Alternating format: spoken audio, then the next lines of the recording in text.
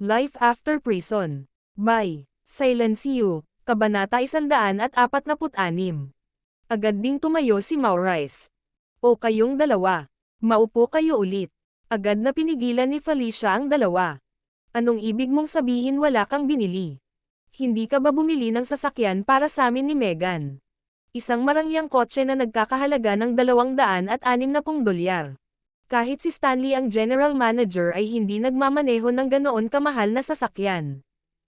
Hindi pa ba ito sapat na mabuti? Napangiti na lamang sina Judith at Maurice at muling umupo. Tama siya, ito ay dapat isaalang-alang na isang regalo, ngunit nagkataon na nakalimutan namin ang lahat tungkol dito kanina. Gamaan ang pakiramdam nila na hindi man lang sila dumating na walang dala. Mayabang na tumayo si Megan at malakas na sinabi. Hahaha. Malamang magseselo si Stanley kapag nakita niya akong nagmamaneho ng ganoong karangyang kotse. Matapos tapusin ang kanyang pangungusap, natuklasan niyang walang tigil ang pagkindat ni Felicia sa kanya, kaya kumunat ang noo niya at nagtanong. Ano pong problema, nanay? May buhangin ka ba sa mata mo? Gayunpaman, sa lalong madaling panahon natuklasan niya na ang lahat ay may hindi mapakali na hitsura sa kanilang mga mukha. Nang lumingon siya, laking gulat niya nang makitang kakapasok lang ni Stanley, George, Catherine, at Miriam. Si Stanley, partikular, ay maasim ang ekspresyon habang nakatayo sa likuran niya. Hindi mo ba naisip na medyo walang galang ka sa pinsan mo? Hindi tungkol sa kung hindi ko kayang magmaneho ng ganoon kagandang sasakyan. Sa palagay ko ay hindi na kailangang sayangin ang lahat ng pera sa gayong walang kabuluhang pagmamalabas. Ang prinsipyo ni Grandma noon pa man ay dagdagan ang kita at bawasan ang paggasta. Nananatili lang ako dyan. Malamig na tumikim si Stanley, at muling sinabi.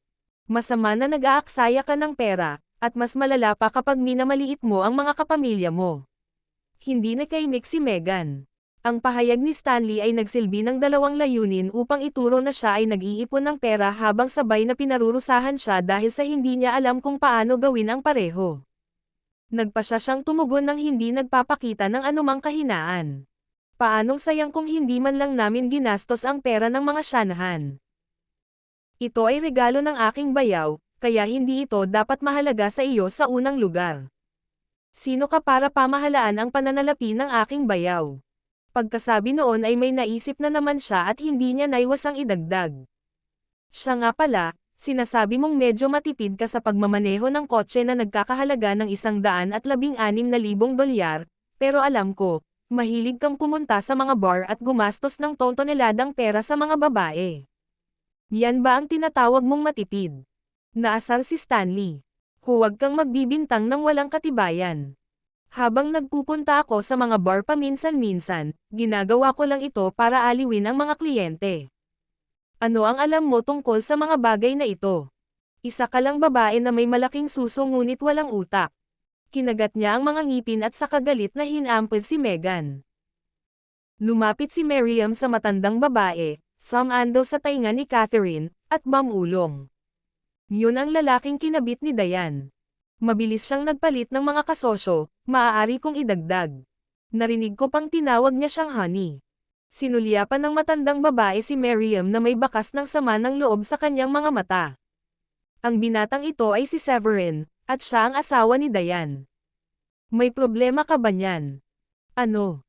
Naguguluhan ang itsura ni Miriam. Yan si Severin. Ngunit paano iyon? Hindi ba't isang kawawang batang lalaki na kalalabas lang ng kulungan? Grandma. Siya si Severin. Napalunok si Miriam. Nagtatakang tumingin sa matandang babae, at tila naghahanap ng kumpirmasyon niya ulit. Oo, siya si Severin. May problema ba? Ngumiti ng mahina si Diane. Di ba sabi ko sa iyo, nakatitiyak ako sa pagkakataon namin na magkaroon ng magandang buhay kapag bumalik na ang tatay ni Celine. Nakalimutan mo na ba? Halos himatayan si Miriam. Ganito nga ang sinabi ni Diane noong kinukutsa niya si Diane noon, pero naisip niya na ang kahulugan ni Diane ng magandang buhay ay pagkakaroon ng disenteng pagkain, damit, at tirahan. Sa kabaligtaran, ang mayroon si Diane ay hindi lamang isang magandang buhay, ito ay luho sa pinakamagaling. Life After Prison, Kabanata 147. Siya si Severin. Akala ko kalalabas lang niya sa kulungan. Ganon na ba siya kay Aman? Kumunat ang noo ni Mary M. Iniisip niya kung panaginip ba iyon dahil ang lahat ay sadyang surreal sa kanya. Sa isang tabi, sabi ni Stanley. Ayos lang siya. Siya ang gumawa ng malaking kaguluhan sa hotel noong kasal ni Easton noong araw na iyon. Matapos marinig ang sinabi ni Stanley, wala nang masabi si Miriam sa kabila ng kanyang ayaw. Naalala ni Catherine na kailangan niya ang tulong ni Severin sa Liberty City at hindi niya maiwasang sabihin kay Diane. Diane, bumalik ka. Hindi ba dapat ipinakilala mo ang lalaki mo sa amin? Maraming taon na ang lumipas mula nang mapaalis si Diane sa bahay, at kahit napakiramdam niya ay lumampas na ang lola niya sa linya noon, hindi rin niya masasabing galit din siya sa matandang babae. Kung tutuusin, ang tanging dahilan kung bakit siya nasayang at natulog kay Severin sa isang lasing na enkwentro ay dahil ayaw niyang pakasalan si Edward at ang resulta ay tumakas siya. Sa makatuwid, palagi niyang naramdaman na siya ang may pananagutan sa lahat ng nangyari pagkatapos noon, lalo na sa mga tuntunin ng pagiging sanhi ng pagkawala ng reputasyon ng mga Shanahan sa nakalipas na ilang taon. Matapos marinig ang tono ng matandang babae, pinilit niyang ngumiti at sinabi, "Grandma, ito po si Severin. Iyan ang kanyang ina, si Judith, at ang kanyang ama, si Morris. Kumusta, Madam? Kumusta, Grandma?" Agad na binati ni Severin at ng kanyang mga magulang ang matandang babae na nakangiti. Dinagtagal, ipinakilala ni Diane sina William, Stanley, at ang iba pa kay Severin at sa kanyang pamilya. Pagkatapos ng pagpapakilala, ngumiti ang matandang babae. Alam mo, Diane, masyado na yata akong lumayo sa nakaraan. Pinalayas kita noong buntis ka, at ngayong naiisip ko ito, pakiramdam ko lumampas ako sa linya. Sana hindi ka na magtanim ng sama ng loob sa akin. Mula ngayon, ang mga Shanahan ang magiging pangalawang tahanan mo, at sa tuwing may librerag oras ka, sana ay babalik ka at bumisita ng mas madalas. Bakas sa mga mata ni Diane ang pagtataka, dahil hindi niya inaasahan na magkukusa ang matigas na matandang babae na humingi ng tawad sa kanya. Dahil ang kanyang matanda ay nagpakahirap na humingi ng tawad sa kanya, tama lang na huwag siyang magdamdam sa nangyari ilang taon na ang nakararaan. Sinubukan niya ang kanyang makakaya tsaka pilit na ngumiti at sinabing, "Nagkamali din ako sa panig ko noon. Ang katigasan ng ulo ko ay nagdala ng kahihiyan sa mga Shanahan. Hindi ko kayang magalit sa iyo, Grandma. Grandma pa rin kita kahit anong mangyari. Mabuti at may kamalayan ka na nagdala ka ng kahihiyan sa pamilya." Si Miriam na nakatayo sa isang tabi ay nakahalukip-kip ang mga kamay sa dibdib at mahinang umungol. Matapos marinig iyon, umasim ang mukha ng matandang babae sa sama ng loob at sinabi niya kay Miriam, "Baka pwede ka munang bumalik sa villa mo, Miriam. May pag-uusapan ako kay Diane at sa iba pa." Bagamat masama ang loob ni Miriam, napangiti na lamang siya at napangiti bago tumalikod para umalis. Pagkaalis ni Miriam ay tumingin ang matandang babae kay Severin. "Ikaw si Severin, di ba? Hindi na ako nagulat na nine-love si Diane sa'yo noon. Ikaw talaga ay isang magandang lalaki. Nabalitaan ko na sanay ka rin sa medisina at may napakahusay na kasanayan sa medisina.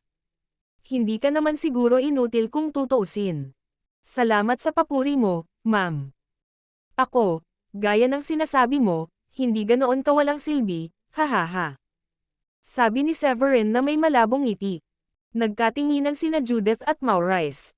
Hindi sila tanga, at alam nila kung ano ang ipinahihiwatig ng matandang babae.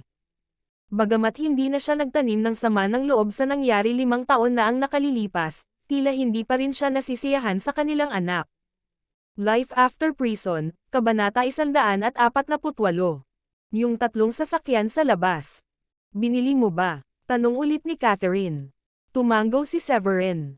Tama iyan. Ngumiti ang matandang babae at sinabing, "Pero kakalabas mo lang di ba? Saan ka nakakuha ng ganoon kalaking pera?" Hindi nakaimik si Severin. Masyadong maraming tanong ang matandang babae na ito. Gayunpaman, nadama niya na hindi nararapat na huwag pansinin siya, kaya bahagyang ngumiti siya at sinabing, "Upang sabihin sa iyo ang katotohanan, nakilala ko ang isang savant sa bilangguan at nagkaroon kami ng isang napakahusay na relasyon. Sa kalaunan ay binigyan niya ako ng maraming pera, kaya ang mga kotseng ito ay parang ekstrang sukli sa akin. Sandaling natigilan ang matandang babae. Malinaw na hindi siya naniwala kahit kaunti sa paliwanag ni Severin, dahil sa kanyang palagay, anumang pera na mayroon si Severin ay tiyak na ibinigay sa kanya ni Henry Langhorne. Pagkatapos ng lahat, nailigtas ni Severin si Henry, at makatuwirang asahan na bibigyan ni Henry si Severin ng pera bilang karagdagan sa isang vilya. Well, magiging pamilya na tayo simula ngayon. Kahit ano paman, magiging manugang ka ng mga Shanahan. Kung pakakasalan ka ni Diane, magiging bahagi ka rin ng mga Shanahan, di ba? Tumango ang matandang babae at muling tinanong si Severin. Sa likuran nila, nagkatinginan sina George at Stanley ngunit walang pagtutol. Sa kaibuturan, ayaw nilang maging manugang ng mga Shanahan ang isang kalalabas lang sa kulungan. Gayunpaman, hindi na sila nang ahas na magsalita pa dahil naipahayag na ni Catherine ang kanyang paninindigan. Sa kabilang banda, hindi inaasahan ni Severin na ganoon kabilis ang pagtanggap sa kanya ng matandang babae. Bagamat medyo mababa pa rin ang tingin nito sa kanya, gayunpaman ay tinanggap pa rin niya ang katotohanan na siya ang asawa ni Diane. Bahagya siyang ngumiti at tumango. Tama ka. Simula ngayon, pamilya na tayong lahat. Pamilya ko rin ang pamilya ni Diane. Halika, maupo tayong lahat at mag-usap. Umupo kayong lahat. Sinenyasan ng matandang babae ang lahat na maupo at muling tumingin kay Severin bago sinabi. May kailangan ang pamilya namin ng tulong mo, Severin. Hindi mo tatanggihan ang pakiusap namin bilang bago naming manugang, ngayon, di ba? Naintindihan naman agad ni Severin kung bakit iba ang ugali ng matandang babae sa araw ng kasal ni Easton. Malamang iniisip niya ang proyekto ng Liberty City. Iyon ay magpapaliwanag kung bakit ang matandang babae ay magkakaroon ng napakagandang saloobin sa kanya at tinanggap siya bilang asawa ni Diane ng napakabilis. Matapos mag-isip muli, sinabi niya. Tama ka, Grandma. Isa na ako sa mga Shanahan ngayon, at tama lang na tulungan ko ang mga Shanahan. Tuwang-tuwa si Catherine nang marinig iyon. Gayunpaman, sa pagtataka ng lahat, nagpatuloy si Severin. Ngunit ang pagkuha nitong proyekto sa Liberty City ay hindi magiging madali. Nabayaran na ni Henry ang pabor na inutang niya sa akin, at masama ang pakiramdam ko para bigyan na naman siya ng gulo at baka isipin niya na niloloko ko siya. Iniligtas mo ang kanyang buhay, at ang hinihiling lang namin ay makapasok sa proyekto. Ganun ba kahirap? Baka isipin niya na medyo mapilit ka, pero hindi mo ba pwedeng ibaba ang ego mo para sa amin? Nang marinig iyon, agad na humakbang si Stanley at nagpuna. At saka, parte ka na ng mga Shanahan ngayon. Tama lang na tulungan mo kami. Tumingin si Severin kay Stanley, at saka sinabing may mahinang ngiti. Well, maaari ko pa ring subukan ito, ngunit umaasa ako na maaari kang sumang-ayon sa isang maliit na kahilingan ko kung gagawin ko ito sa huli para sa iyo. Nang marinig iyon ng matandang babae, biglang naging malamig ang kanyang ekspresyon. Tinitingnan mo ba ito bilang isang uri ng panukala? Life After Prison, Kabanata 149. Anong ibig sabihin nito, Severin? Ipinakita ni Grandma ang kanyang kagandahang loob na tanggapin ka, ngunit sa halip na magpasalamat at magbigay ng ilang kontribusyon sa mga Shanahan, tinatrato mo ito bilang isang uri ng panukala. Natigilan lang si Stanley saglit bago sinaman ng tingin si Severin.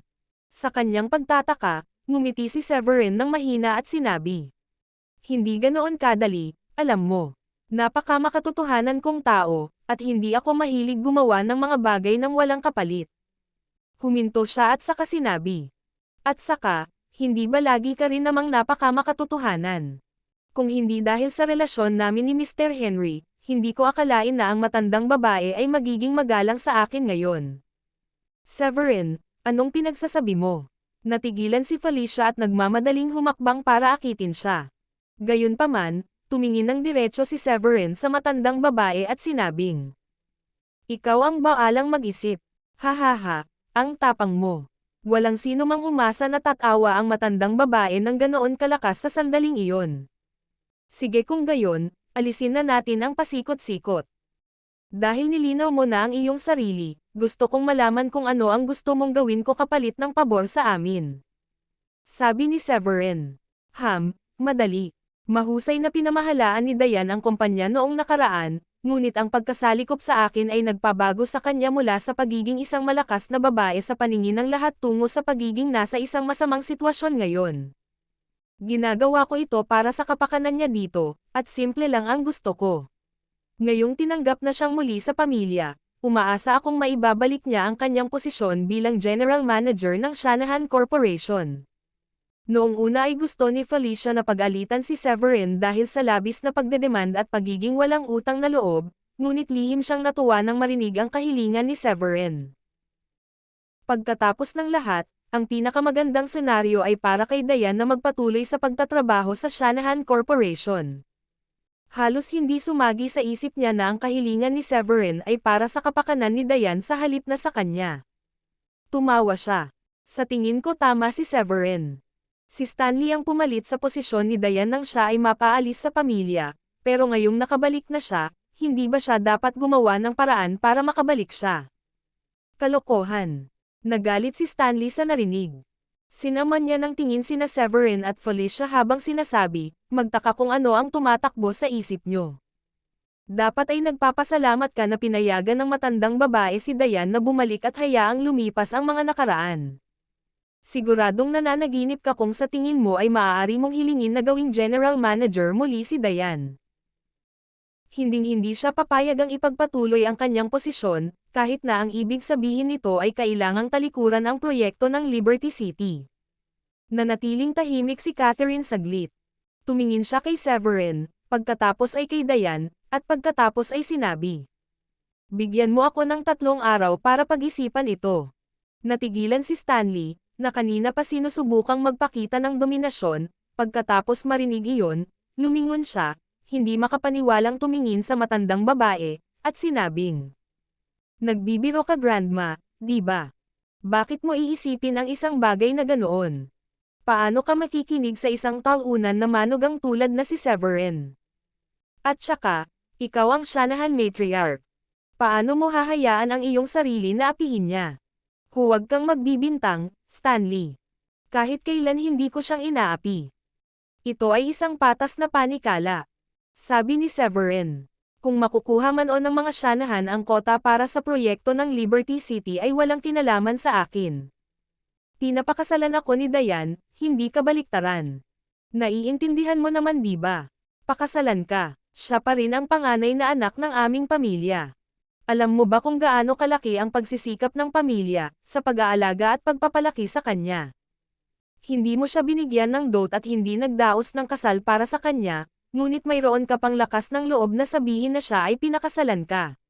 Sinaman ng tingin ni Stanley si Severin at naiinis na sinabi. Tumingin ka sa salamin, bakit ayaw mo? Hihihi, huwag kang mag-alala, nasabi na ng bayaw ko na siya na raw ang makikipag-ayos kay Dayan sa usapin ng kasal. Bibigyan din niya ang aking mga magulang ng $7.25 milyong bilang dote. Naayos na ang lahat, Stanley. Huwag mong idamay ang sarili mo dito.